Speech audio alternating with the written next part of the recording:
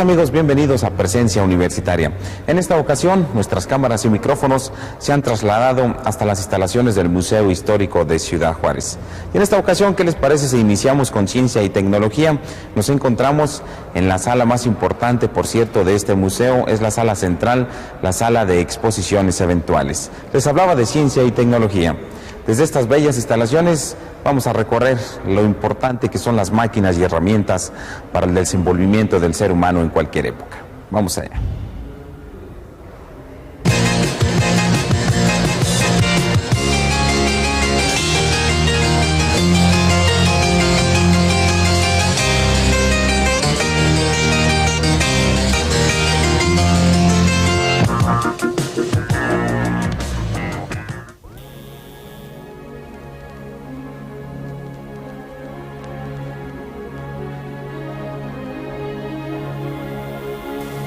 La civilización moderna depende en su totalidad del desarrollo de toda la maquinaria, como los automóviles, los equipos electrodomésticos y el equipo de oficina, entre otros.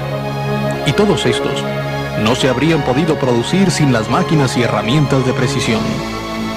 Con estas, se fabrica en un mínimo tiempo componentes de máquinas de una invariable exactitud, idénticos e intercambiables, lo que vino a permitir la producción en serie en la fabricación moderna.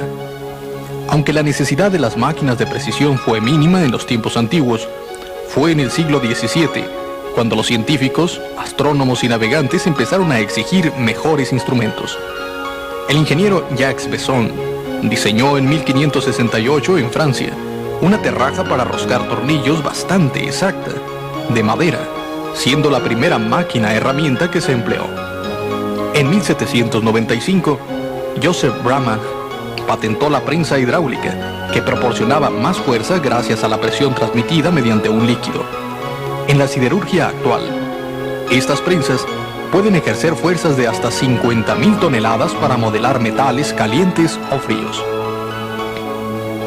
2 años después, Henry Moseley desarrolló el antecedente del torno actual para trabajar metales. Este consistía en una cuchilla que iba montada en un soporte móvil, y a cada vuelta que daba la pieza que se iba a tornear, un tornillo guía movía la cuchilla con gran precisión, acercándola o alejándola de la pieza. Esto permitía cortar con toda exactitud las roscas de los tornillos. Con la revolución industrial aumentó el empleo de la maquinaria en factorías textiles, fundiciones y minas. En 1836, el escocés James Nasmyth estableció en Manchester una fundición para máquinas herramientas, siendo uno de sus primeros éxitos la máquina de tallar. Esta pieza se sujetaba sobre una mesa y una herramienta con movimiento de vaivén. La iba tallando al desplazarse hacia adelante, logrando desbastar las piezas y cortar pequeñas superficies. Nasmyth inventó también el martillo de vapor para forjar un enorme eje destinado al vapor Great Britain. El pesado martillo era levantado por una máquina de vapor y luego caía sobre la pieza de hierro para darle forma. Aunque al final, este martillo no tuvo ese destino, revolucionó la forja y es el antepasado directo de la moderna prensa de forjar en caliente. El torno inventado por Moseley fue mejorado en América en 1840 por los fundadores de la firma Pratt & Whitney. Funcionaba con una torreta giratoria que llevaba varias herramientas cortadoras que sobresalían de ella. Al hacer girar la torreta, entraban en acción las distintas herramientas en rápida sucesión. De esta manera, se eliminó la necesidad de cambiarlas durante las operaciones complicadas. Otras de las máquinas inventadas para el beneficio del hombre fueron las llamadas fresadoras. La primera que se construyó se debe a Eli Whitney en 1818. Esta trazaba surcos con una cuchilla giratoria, tratándose de una máquina especial para fabricar armas de fuego. En 1862 se construyó la fresadora universal por el ingeniero estadounidense Joseph R. Brown. Una de sus aplicaciones primeras fue cortar las estrías o surcos espirales de los taladros, utilizados entonces para hacer perforaciones. Anteriormente, estas estrías se limaban a mano. El acero al carbono, que se empleaba en las herramientas cortantes del siglo XIX, perdía poco a poco su filo al calentarse en trabajos de gran velocidad, lo cual hacía que se utilizara más tiempo en la elaboración de las máquinas. Hacia 1900, el ingeniero Frederick W. Taylor de Estados Unidos fabricó un acero que contenía tungsteno, cromo y vanadio que se mantenía afilado, incluso al estar al rojo vivo. Esto resultó ideal para los trabajos a gran velocidad que requería la producción en serie. La aplicación de las máquinas herramientas para la producción masiva la inició en los Estados Unidos el inventor Eli Whitney, creador de la fresadora. Él fue uno de los primeros en aplicar los principios de la producción en serie para fabricar mosquetes destinados al ejército. Asimismo, diseñó máquinas herramientas para producir componentes casi idénticos que podían luego montarse para formar un mosquete completo. Con estas herramientas, todo el trabajo de fabricar y montar los componentes podía desempeñarlo un pequeño equipo de operarios semicalificados en una fracción de tiempo que hubiera necesitado un armero altamente calificado. Hacia 1950, ya el mundo entero había adoptado las máquinas herramienta automáticas que colocan la pieza, manejan la herramienta cortadora, la devuelven a su sitio y colocan otra herramienta. Todo ello sin pausa alguna. Estas herramientas trabajan según instrucciones codificadas que se les suministran en cinta perforada o magnética, estando dirigido todo el proceso por una computadora. Actualmente, ya se dispone de una amplia selección de máquinas herramienta que pueden agujerar, taladrar, modelar, aplanar, fresar, tornear, desbastar, pulir y cortar ranuras y perfiles para cualquier manipulación imaginable de metal. Asimismo, se usan en la producción en serie de toda clase de artículos, desde armas pequeñas hasta enormes ejes para toda clase de usos. Las máquinas herramientas resultan hoy en día indispensables en la fabricación de cualquier objeto. En los procesos industriales, las máquinas que realizan la secuencia de operaciones no solo trabajan automáticamente, sino que en gran medida también se controlan a sí mismas de igual manera. La sociedad moderna debe en gran parte su superación a la utilización de estas máquinas, que han hecho posible la construcción de pequeños y grandes objetos que el hombre nunca pensó en construir.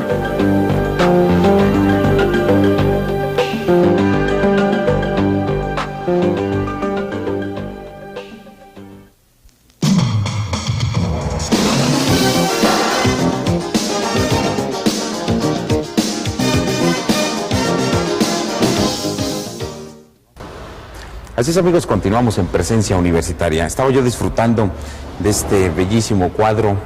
Es óleo San Jerónimo del siglo XIX. Y son aproximadamente 20 los cuadros que usted puede disfrutar en esta área central del Museo Histórico de Ciudad Juárez. ¿Qué les parece? Continuamos con nuestra emisión de Presencia Universitaria y en esta ocasión nos trasladamos hasta el bello mundo de los deportes. Carrera óptica es el título de nuestra sección de música e imagen, con imágenes precisamente muy deportivas.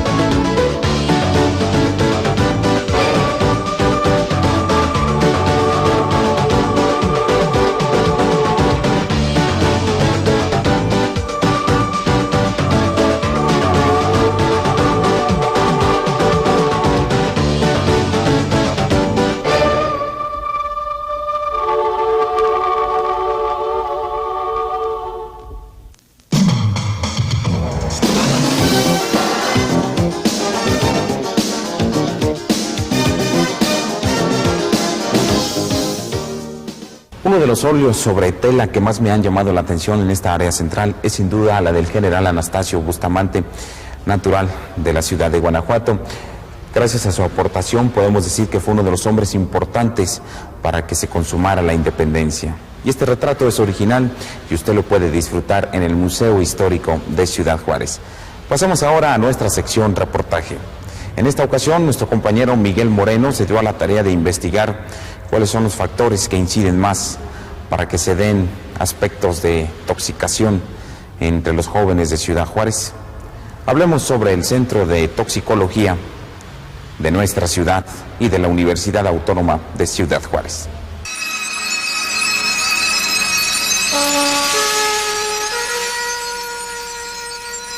La ubicación geográfica de una ciudad determina, aparte de las características regionales de conducta en una comunidad, especies de flora y fauna, mismas que decoran el entorno ecológico y que varían de región en región.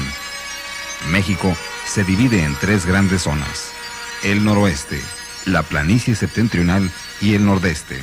Chihuahua se encuentra junto con los estados de Sonora, Sinaloa, Durango y la península de California, enclavada en la región noroeste, y es separada por la Sierra Madre Occidental del Altiplano Mexicano. Hacia el extremo norte se encuentra el Gran Desierto, donde se presenta el clima más riguroso, el cual supera los 20 grados centígrados promedio. Tiene grandes amplitudes térmicas y escasas precipitaciones pluviales, menos de 200 milímetros por año, por lo que podemos entender que Ciudad Juárez se encuentra asentada en una zona desértica que se extiende hasta los Estados Unidos por Nuevo México y Arizona.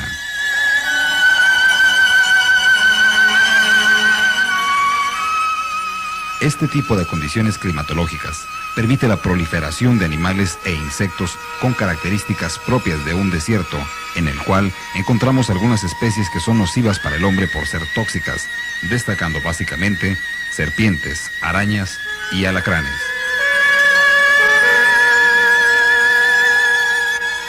Derivado de este medio ecológico, el habitante de esta ciudad fronteriza se encuentra expuesto a ser picado por alguno de estos animales o insectos tóxicos, ya que no forzosamente dichas especies se encuentran en el exterior.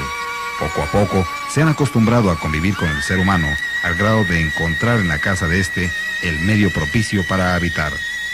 Es por ello que todos debemos de hacer conciencia respecto de esta situación, ya que accidentalmente podemos vernos involucrados en agudos casos de intoxicación ponzoñosa que nos puede orillar a la muerte, por lo que es necesario un tratamiento adecuado y oportuno.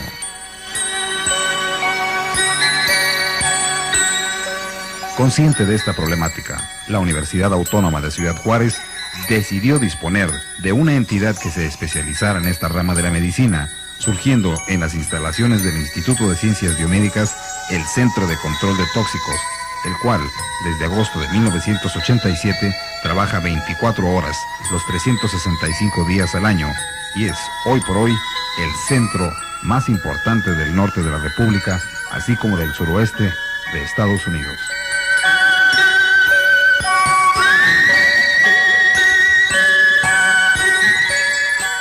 Basados en la estadística, la temporada de calor es la más propicia para la acción de las especies tóxicas, ya que en los meses de mayo, junio, julio y agosto se registran como promedio 40 casos mensuales, mientras que de enero a abril en promedio se atienden 20 casos. Cabe destacar que el medio ambiente condiciona la efectividad de la ponzoña del agresor. Hasta aquí hemos platicado acerca de los insectos y animales. Sin embargo, ¿cuáles son los agentes tóxicos provenientes de la fauna?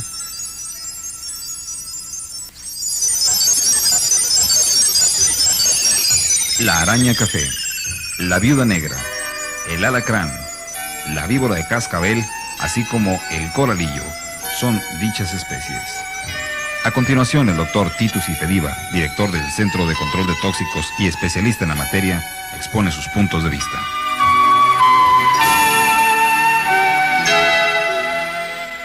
Hablando al respecto de las arañas, ¿cuáles tipos de arañas viven en esta ciudad? Bueno, aquí en Ciudad Juárez tenemos como 12 tipos, pero ese tipo que tenemos no son todos venenosos. Venenoso es ¿Qué es? Yo quiero explicar qué es no venenoso. Cada de eso tiene colmillo y ese colmillo puede tener o no tener capacidad para penetrar nosotros tejido. Entonces solamente viuda negra y araña café y tarántula, por ejemplo, tiene capacidad para penetrar y inyectar veneno. Otra puede morir, solamente morir y no inyectar nada porque no tiene capacidad. El colmillo de ellos no tiene capacidad para penetrar nosotros piel.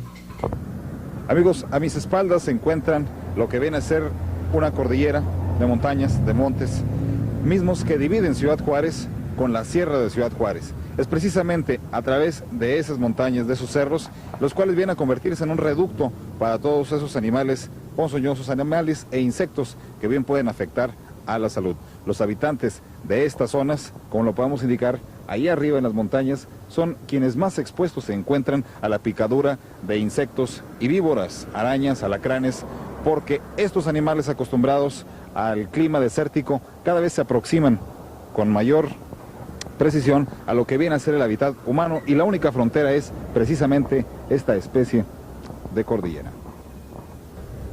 Debido al intenso desarrollo económico de esta frontera, gradualmente se fueron poblando las regiones serranas o la llamada periferia de esta ciudad, encontrando en medio de esta caprichosa geografía un lugar donde asentarse, mismo que permite la incursión de animales o insectos tóxicos para el ser humano. Por ejemplo, aquí podemos apreciar esta pendiente, la cual es un sitio idóneo para que se oculten serpientes de mayor tamaño, así como insectos mismos que bien pueden atacar y dañar seriamente la salud del ser humano, y esto requiere, créamelo amigo televidente, una atención especializada. No cualquier doctor está capacitado para solucionar un problema de picadura de víbora o en su defecto viuda negra o araña café.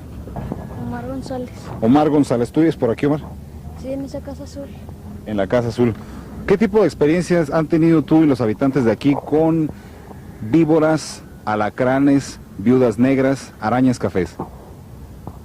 Nomás con alacranes y estas, ¿cómo se llaman?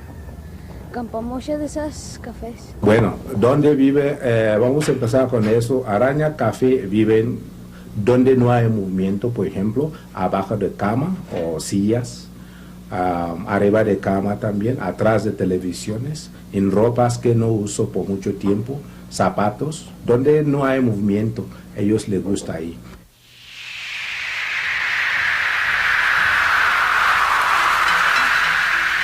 Aparentemente, una familia de buen nivel económico deberá estar exenta de estos problemas. Sin embargo, esto no es una constante, ya que aún en hogares muy lujosos se detecta la presencia de arácnidos. Ahora corresponde el turno para hablar sobre las viudas negras. Su veneno es bastante activo a pesar del tamaño, el cual no supera los 10 centímetros.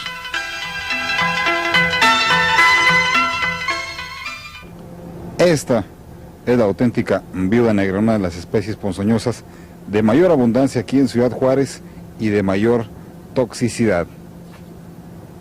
El doctor Ifediva ha hecho referencia a los tratamientos o a los procesos que deben seguirse cuando una persona ha sufrido la picadura de este mortal insecto. Es muy importante destacar su tamaño, no alcanzan proporciones tan grandes como la tarántula, sin embargo, contradictoriamente, son más nocivas que las tarántulas. Podemos observar cómo buscan la seguridad en los lugares oscuros, tratando de ocultarse, pretenden pasar desapercibidas. Nuevamente observamos el punto rojo en el centro del abdomen, lo que le permitirá a usted tener el diagnóstico claro de que esta es una viuda negra. En contraste con la viuda negra, es un animal que le gusta humedad, le gusta agua. Entonces, donde tiene agua, por ejemplo, en baño, en taza de baño, ellos les gusta eso, vive ahí, y en baño mismo vive bien, en patio, en jardines, donde hay agua y húmeda, a ellos les gusta ahí. Por eso también es importante, porque casos que tenemos, como un 90% de estos casos, son problemas de donde ellos pican en la área de genitalia, en baño, en taza de baño. Entonces, aquí necesitamos cuidar porque mucha gente piensa, vivimos en una casa limpio y todo eso, y no tiene relación con araña. Cuando ustedes tienen ventana, por ejemplo, en ese baño, puede entrar y usted puede limpiar diariamente, y cuando no limpia abajo de taza, ahí ellos pueden secuestrar. Mira, ¿qué tipo de arañas han encontrado usted aquí en su casa? Sempiés, viudas negras, de todo. Sempiés, viudas negras. Alacranes, ¿Dónde los ha encontrado? adentro de la casa. Adentro de la casa. ¿No le ha picado a ninguno de sus familiares? Pero considera usted que está expuesta a un grave riesgo. Sí, ¿cómo no? Señora, ¿ustedes suelen dormir con un niño afuera? ¿Alguno de ustedes duerme afuera cuando hace mucho calor? Pues no, allá adentro es donde dormimos. Ahora bien, ¿en el baño han llegado a detectar ustedes que se encuentran también este tipo de bichos? Pues sí, hay hormigueros, de ahí hay muchos animales. Es conveniente establecer las diferencias entre estos dos arácnidos, ya que las reacciones son distintas y el conocimiento de los síntomas permitirá al médico obtener un rápido diagnóstico. La araña café al picar produce dolor en el área, comezón y una mancha que se revienta y muere el tejido, mientras que la viuda negra produce dolor local, dolor en el estómago, dolor de cabeza, agitación e inflamación, sudor, sed, salivación. A continuación, el doctor Titus Ifediva. Aquí también tenemos dos tipos de reacciones. Cuando una araña café, por ejemplo, picar, paciente poquito siente como una aguja, de dolor de aguja, picar de aguja, pero después de eso empieza a comezón. Y ese comezón tiene mancha, y esta mancha forma una ampolla, con ese intenso comezón, forma grande ampolla, y ese romper y empieza a muerte tejido, en palabra necrosis. Y es importante tratar eso 12 horas después de eso, porque cuando no puede aumentar el problema sistémico, entonces todo entra en todo sangre y en todo cuerpo, y además empezar a matar más en crecimiento de ese lugar donde picar, y solamente con cirugía podemos tratar a ese paciente. Y en contraste con viuda negra, cuando picar inmediato tiene dolor intenso, dolor muy fuerte, ese dolor local donde picar aumenta hasta dolor de estómago, y el estómago es muy duro, y empezar dolor de cabeza, paciente empieza a tener náusea, vómito, agitación, inflamación, entonces dolor muy intenso, muy terrible. Los habitantes de estas colonias, como los de toda la ciudad, deben tener especial cuidado al respecto de los lugares que habitan. Y una de las formas en las cuales los insectos o arañas, víboras, se introducen en los hogares es frecuentemente por el baño, ya que es un medio húmedo, el cual permite en ocasiones que se aniden por ahí insectos, y estos, cuando una persona se dirige al baño, obviamente, penetran en la ropa interior, y al momento de ponerse en su sitio, se produce una picadura en las zonas genitales. Este es el caso muy específico. Tenemos un baño que se encuentra fuera de la casa. Este puede ser un marco propicio para que ahí la araña café o la viuda negra se anide y encuentre a una posible víctima. Debo recordarle que las arañas no agreden, por el contrario, si se sienten agredidas es cuando atacan y pican. Se debe tener mucho, pero mucho cuidado con este tipo de viviendas, ya que como se deduce por la altura y por otras circunstancias, no alcanza a llegar el drenaje en forma adecuada. Bien, como una muestra de la conducta natural de los arácnidos, podemos establecer cómo buscan la contracción, es decir, evitar el movimiento para pasar desapercibidos y simular como si estuvieran muertos. Sin embargo, ante una agresión, y en este caso lo vamos a representar, el insecto busca huir, busca escapar, tratando de encontrar un lugar seguro, cosa que deliberadamente lo estamos evitando. Sin embargo, vemos la reacción nerviosa de este arácnido, uno más de los que se encuentra aquí en el Centro de Tóxicos del Instituto de Ciencias Biomédicas. Por su parte, el alacrán también habita en nuestra frontera. La potencia de su veneno es menor en comparación con el de Durango, pero nunca debe minimizarse los efectos de su picadura. Doctor, también estamos hablando del alacrán y el escorpión. ¿Existen en Ciudad Juárez? ¿En qué colonias existen? Existía aquí mismo en este edificio, existía mucho alacrán, existía en toda parte de Ciudad Juárez, pero yo no puedo hablar como alacrán de aquí es venenoso, no. Pero recibimos frutas, por ejemplo, madera, cosas de Veracruz, de Durango, de Oaxaca y Chiapas, todo eso, importar cosas. Y estas cosas, ahí puedo encontrar alacrán. Y ese alacrán puede salir y vivir solo y reproducir. Entonces es difícil para mí hablar como alacrán de aquí, no peligroso. Sí, claro, no peligroso. Pero ¿qué pasa con importar alacrán de Durango, por ejemplo, de Sonora, de Sinaloa, de Oaxaca, Veracruz, que puede salir y vive aquí y reproducir? Y puede, tal vez nosotros podemos pensar, es no peligroso y picar y podemos tener problemas. Pues a mí me picó una vez un alacrán, pero no me hizo mucho daño. ¿En qué parte del cuerpo le picó? ¿La espalda? ¿Cómo fue que le picó? Pues una ropa que me iba a poner. Usted la dejé la ropa tendida y ahí estaba el alacrán. Cuando sintió el piquete, ¿qué fue lo que hizo? Pues quitarme la ropa y sacudirla y estaba el alacrán. La reacción que sintió en el lugar donde le picó, ¿qué sintió? ¿Dolor, ardor? Como un piquete de un alfiler, un piquete de un alfiler. ¿Y después qué hizo? Pues menté más que ajo. ¿Ajo? ¿Por qué ajo? Pues porque dicen que es bueno. ¿Para picaduras de alacrán? Pues dicen, leche tomé. ¿Y ya no sintió nada? Mm-mm. ¿Ni tuvo atención médica especializada?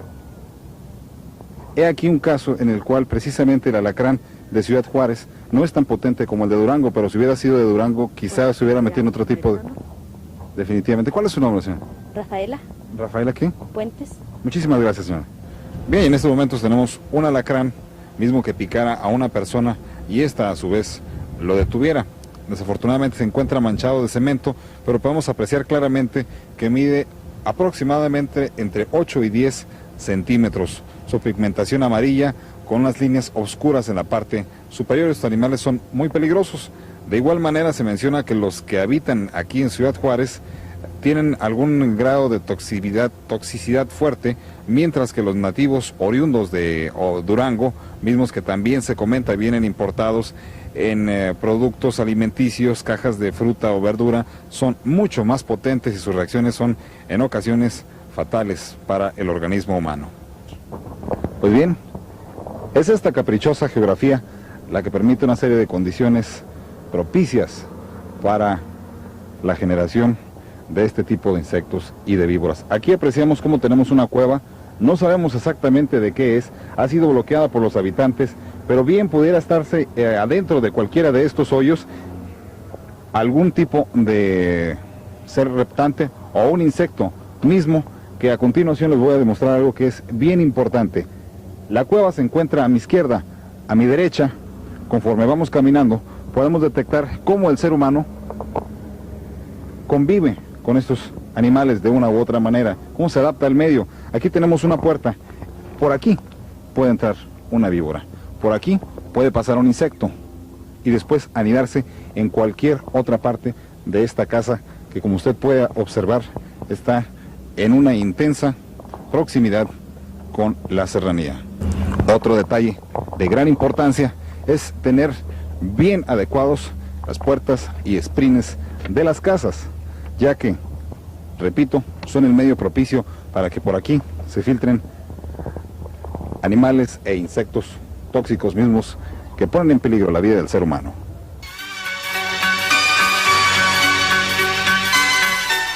Por su parte, la tarántula se encuentra con mayor facilidad en el área de casas grandes, al igual que en el caso del alacrán, su acción tóxica no es tan fuerte, pero los de regiones del interior del país como Oaxaca son sumamente peligrosos.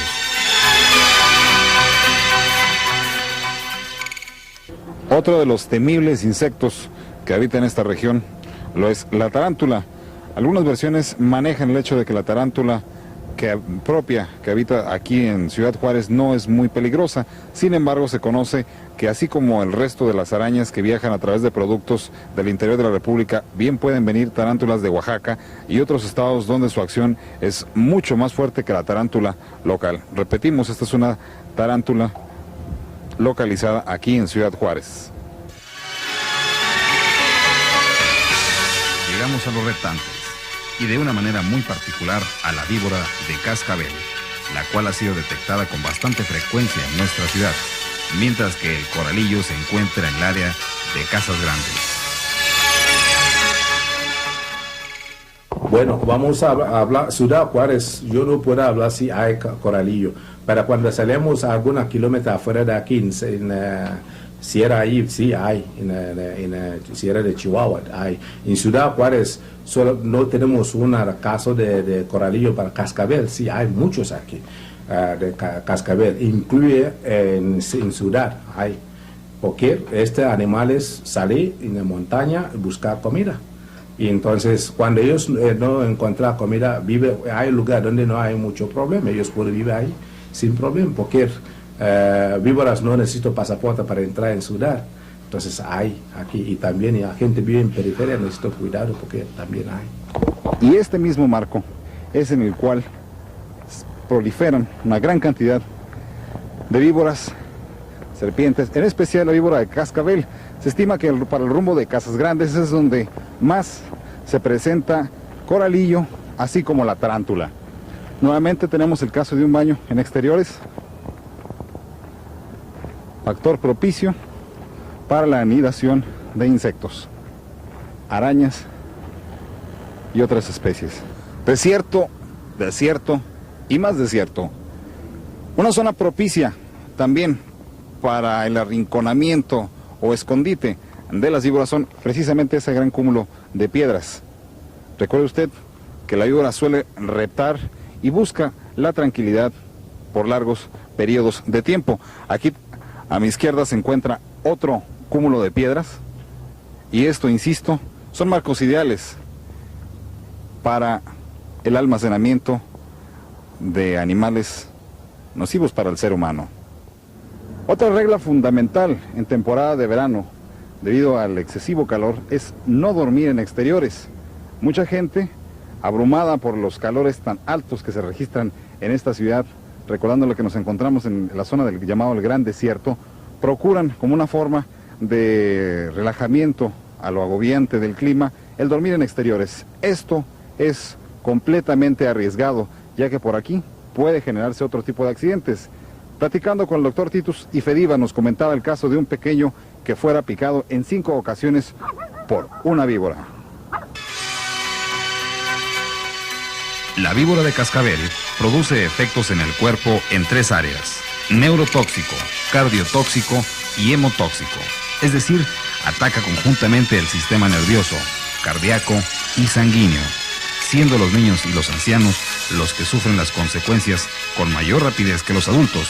Pero a aquellos enfermos de diabetes, las vías respiratorias, asmáticos, efisemas pulmonares y enfermos del corazón, los resultados pueden ser fatales. Y murió una víbora. Inyectar, seguro víbora inyectar veneno que afectar nosotros neurológica reacción y entrar en sangre y afectar corazón.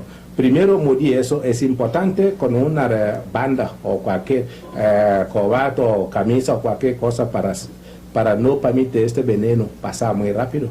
Entonces, por ejemplo, cuando víbora morirme aquí, necesito banda aquí, no muy fuerte, poquito para yo poder tener pulso del paciente.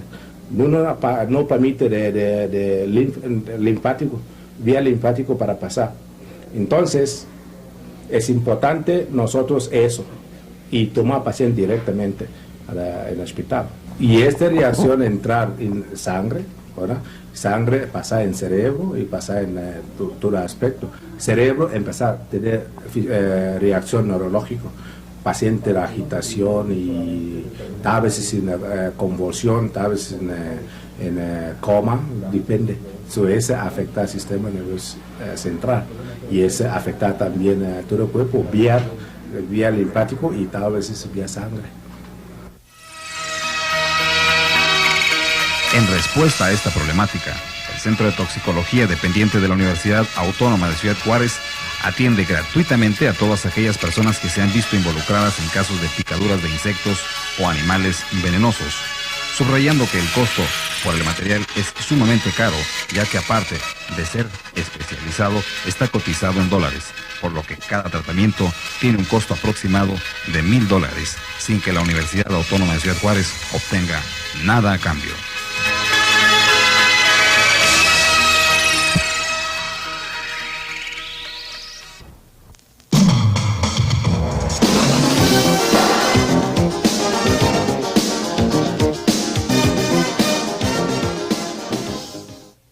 Bien, ¿qué les parece si continuamos con nuestro programa?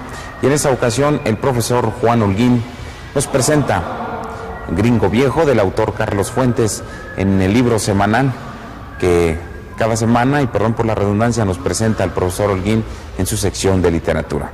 Vamos a ver qué nos comenta el profesor Juan Holguín sobre este interesante libro que inclusive ya fue llevado al séptimo arte. Con el estreno de la película Gringo Viejo de Jane Fonda como productora, el libro, la novela de Carlos Fuentes, El Gringo Viejo, ha tomado un inusitado interés. Desde luego que estamos ante una obra literaria que no requiere, que no necesita de esta publicidad para tener sobre todo la sobriedad que le caracteriza a esta novela de Carlos Fuentes. Hoy en el libro de la semana presentamos el libro Gringo Viejo, como ya lo dije, del escritor mexicano Carlos Fuentes. En este libro, en esta obra, Fuentes recrea una página más de la Revolución Mexicana. Pero más que todo, en la novela encontramos ese gran mundo, esa gran diversidad o esa dualidad norteamericana y mexicana. A través del Gringo Viejo conocemos de la corrupción norteamericana de aquellos tiempos. A través de El Gringo Viejo conocemos la gran diferencia, el gran margen de distancia cultural entre los dos países vecinos. Por un lado, El Gringo Viejo nos trae una semblanza un tanto gastada de la sociedad norteamericana, pero se encuentra con una cultura, con un retraso político en nuestro México.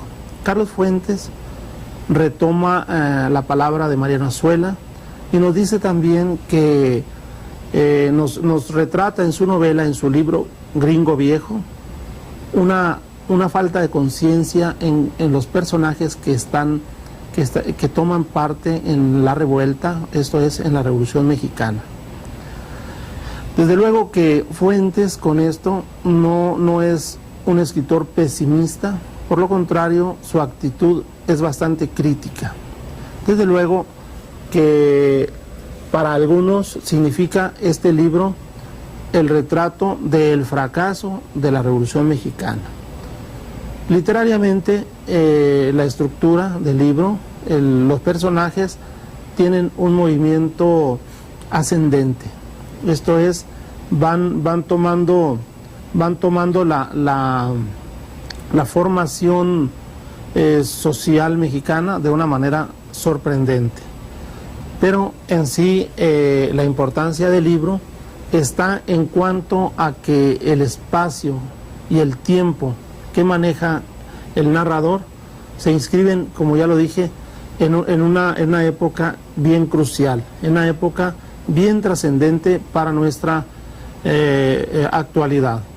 Gringo Viejo también establece un bello paradigma porque más que el reflejo de nuestras costumbres o del comportamiento de los revolucionarios, establece una vasta conformación en cuanto a establecer la ética que prevalecía en los Estados Unidos de Norteamérica. Esta novela, este libro, más que todo es un discurso que debe ser leído y muy considerado por todos nosotros, porque va hacia apunta hacia un nuevo concepto, un entendimiento o un discernimiento, mejor dicho, de lo que es y seguirá siendo Estados Unidos respecto a México. La novela está y se inicia precisamente que en el norte, en el desierto norteño, concretamente en El Paso, Texas, con la llegada del gringo viejo en su deseo de venir a nuestro país para luchar, para pelear al lado de Francisco Villa. Y así lo hace. Llega a México, concretamente a Chihuahua, y se encuentra con los revolucionarios. Se encuentra con un general, Tomás Arroyo, quien es un hijo bastardo de un gran terrateniente de un hacendado. Nos sorprende la composición literaria de Fuentes, porque en el mundo de la hacienda, en el universo de la hacienda, ahí queda el movimiento armado. Tomás Arroyo resulta ser un hijo bastardo del hacendado y toma por asalto aquella finca, aquella propiedad, y no sale de ella. Y no salen de ella los hombres, y no salen de ella los programas. Entonces esto es bien interesante porque en ese plano entendemos que esa revuelta, ese movimiento armado tuvo en sí una etapa o tuvo un estancamiento.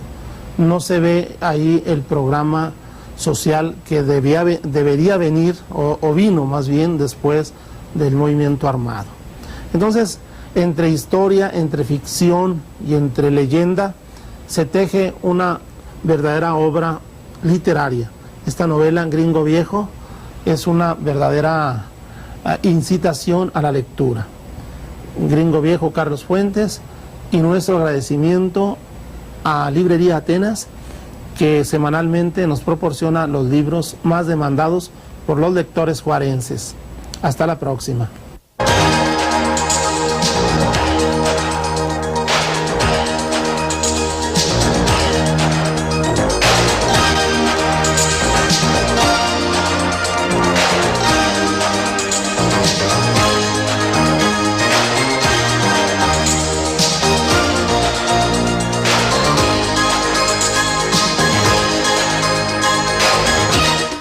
Desde cualquier perspectiva cultural, Entorno 23.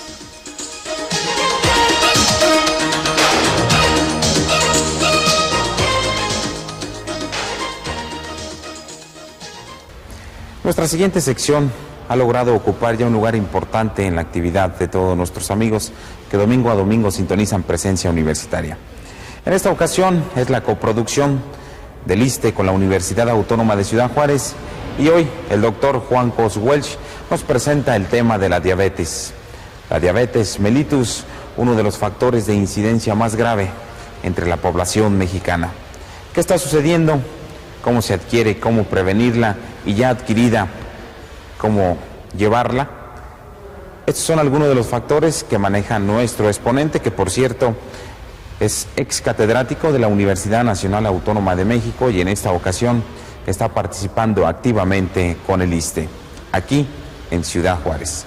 Vamos a ver pues y a escuchar al doctor Juan Cos, que nos presenta el tema de la diabetes mellitus. Un lugar muy importante entre las causas de mortalidad y tiene una incidencia altísima en la población, tan alta que ocupa más o menos el 5% de la población tiene diabetes mellitus en población en general. Y eso representa, si vemos en México, por ejemplo, unos 4 millones de habitantes, si pensamos tenemos unos 80 millones, y esta cantidad de 4 millones de enfermos es un número muy considerable. Lo importante también es que esta enfermedad causa muchas complicaciones cuando está sobre todo mal cuidada, y entonces va a ser causa de una mortalidad bastante alta. Ya en algunos países alcanza el tercer o cuarto lugar de mortalidad, tomando en cuenta las complicaciones. De modo que sí es muy importante el tratar de prevenir y controlar la diabetes mellitus. Por ejemplo, en estas épocas en que con el mejor tipo de vida que llevamos, los controles de salud mejores, la edad, el promedio de edad ha ido avanzando, entonces es una enfermedad que es más frecuente en edades avanzadas. Entonces, ese 5% de incidencia general que les dije, cambia y aumenta notablemente, por ejemplo, después de los 65 años, pues es cerca de un 18%, y más de los 85 años de edad ocupa un 25%, o sea, uno de cada cuatro personas de más de 85 años pueden tener diabetes mellitus, entonces es un problema muy importante. En niños se ve menos frecuentemente, pero sí cerca de uno de cada 600 niños tiene la enfermedad. Ahora, si tomamos en cuenta las complicaciones que produce y el grado de dificultad que tiene algunos casos de su control, representa un gasto muy importante, tanto al país en los servicios médicos de salud, como las personas en sí, que tienen que gastar muchas veces servicios médicos extras, o las personas que no tienen servicio de salud, pues tienen que proporcionárselo en forma particular. De modo que esto es un problema importante en gastos. Representa también un problema importante en trabajo. Muchos enfermos diabéticos que trabajan, pues faltan, se incapacitan por las complicaciones, y también representan días de trabajo y de problemas para las fábricas o las compañías.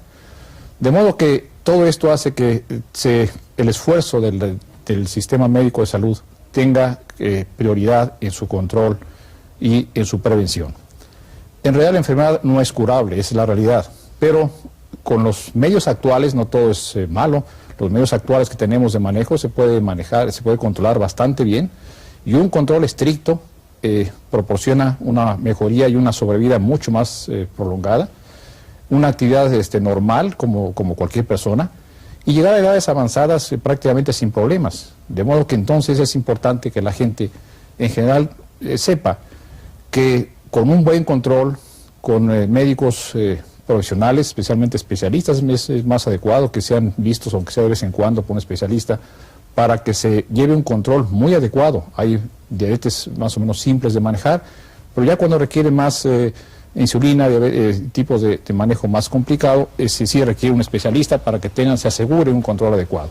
Se sabe que el control correcto de la enfermedad proporciona, repito, una sobrevida mucho mejor, con mucho menos complicaciones. Esto es importante también porque hay forma de prevenirse, si no prevenirse, evitar que venga pronto la diabetes. Se sabe que la obesidad es un factor muy importante en acelerar la presentación de la enfermedad. Claro, todo el mundo sabe que hay factores genéticos hereditarios muy importantes, pero la obesidad acelera mucho estos procesos, de modo que las personas que sobre todo que tengan o que sean diabéticos o tengan antecedentes de diabetes, cuiden a sus hijos, se cuiden ellos mismos, que no sean obesos, que no tengan, que desde un principio, desde chiquillos, que tengan un peso razonable, adecuado a su estatura, a su edad, para que no caigan en este problema, especialmente aquellas personas, repito, que tienen antecedentes de diabetes. Entonces todo esto lleva estos tipos de problemas y tan serios. Sí importa que la gente sepa, que esté pendiente de los síntomas que veremos en un momento, y también de que se haga la prevención adecuada de la enfermedad. Ustedes saben que la diabetes es una enfermedad, ya repito, no curable, pero controlable, y ella es una enfermedad muy vieja, tiene ya más de 3.000 años que se ha relatado, en que se conoce que se orinaba, la orina era dulce. Ya con los medios actuales de principios de siglo para acá, ya se identificó la insulina, se supo de qué se trata, y ahora sabemos que es la insulina, la hormona principal que maneja el metabolismo de la glucosa, la cual es el factor importante en la combustión del cuerpo. Si semejamos al organismo humano o la célula con un motor, pues sabemos que el motor requiere un combustible. Ese combustible en el ser humano principal es la glucosa. Y la insulina participa importantemente en que la glucosa se pueda utilizar por la célula y que tenga sus reacciones de oxidación y energía con la cual vivimos. En caso de que falle la glucosa porque no hay insulina, o porque la insulina no puede entrar a la célula por otros factores, que el resultado es el mismo, sea por falta de insulina o porque la insulina no puede penetrar a la célula, el efecto es el mismo, de modo que la célula empieza a utilizar otro segundo combustible, que en este caso son los ácidos grasos, que es la segunda opción del cuerpo que tiene para sobrevivir. En este caso, los ácidos grasos van a producir es decir, esta alteración metabólica afecta no nada más glucosa, sino el metabolismo de proteínas y de grasas, que son los que van a suplir del segundo combustible, que son los ácidos grasos.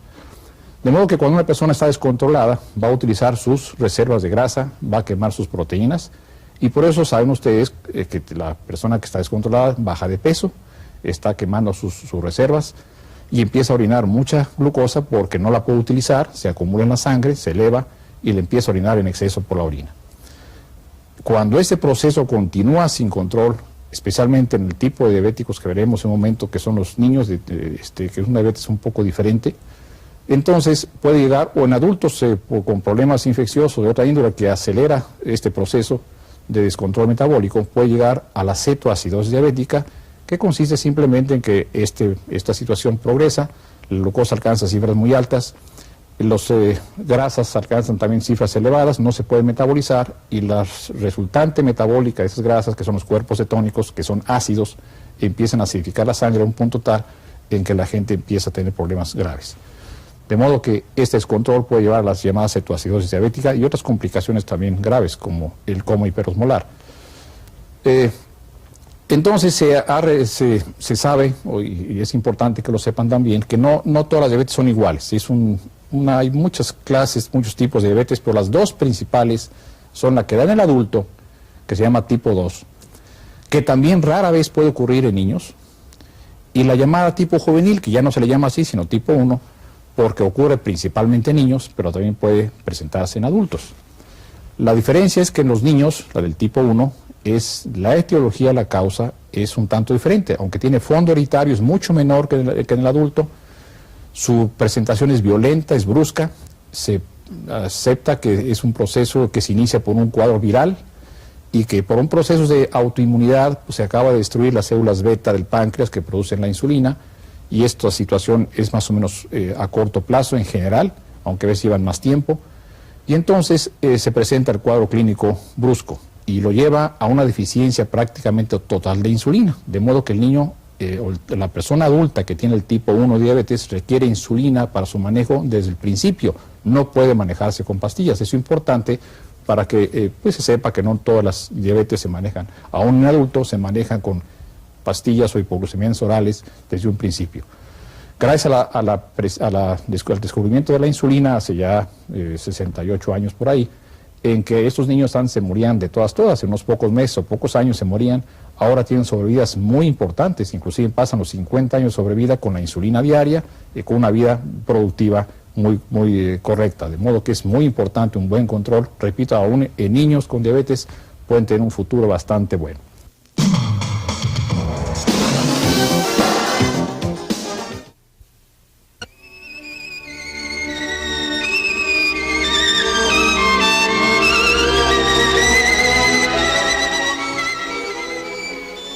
El arte del ballet consiste en mover el cuerpo guardando una relación consciente con el espacio e impregnando de significación al acto o acción que los movimientos desatan. Lograr lo anterior representa para el bailarín crear una atmósfera irresistible. En México contamos con una bailarina que se encuentra perfectamente en el prototipo de la excelencia, Laura Urdapilleta, quien nos ha representado en todo el mundo y que para nuestra fortuna radica en Ciudad Juárez. Para Laura, recorrer el orbe con esta bella disciplina ha significado acumular experiencia que en su academia se transmite a las jóvenes juarenses, entre ellas un nutrido grupo de danzantes de la Universidad Autónoma de Ciudad Juárez, niñas y adolescentes que han triunfado en sus presentaciones en ambos lados de la frontera. Como reconocimiento a su esfuerzo, este selecto grupo de danzantes recibieron en días pasados un merecido diploma por parte de la Escuela de Ballet Clásico Laura Urdapilleta. Liliana Holguín.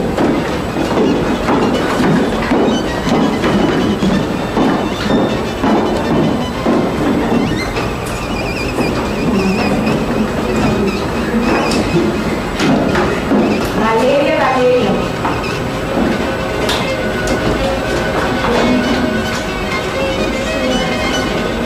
Alejandra María del Sosta.